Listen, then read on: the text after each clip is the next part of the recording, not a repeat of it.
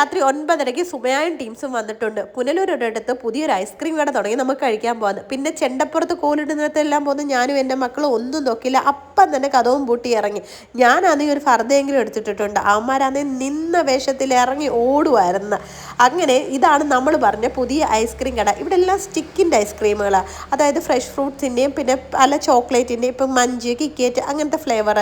പിന്നെ നമ്മുടെ ആണെങ്കിൽ പഴയകാല ഐസില്ലേ അതും ഉണ്ടായിരുന്നു.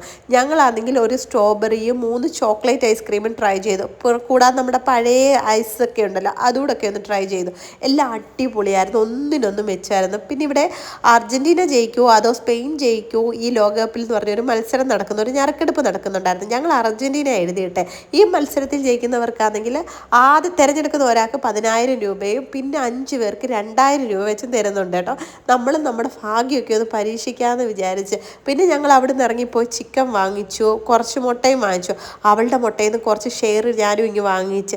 പിന്നെ എന്താ, അവളുടെ മക്കളെയും പറക്കി കെട്ടി അവളുടെ വീട്ടിലോട്ടും ഞാൻ എൻ്റെ മക്കളെയും പറക്കി കെട്ടി എൻ്റെ വീട്ടിലോട്ടും പോകുന്നു. അപ്പോൾ അത്രയൊക്കെയുള്ളൂ. മറ്റൊരു വീഡിയോയിൽ കാണാം. അതുവരെയ്ക്കും ടാറ്റാ.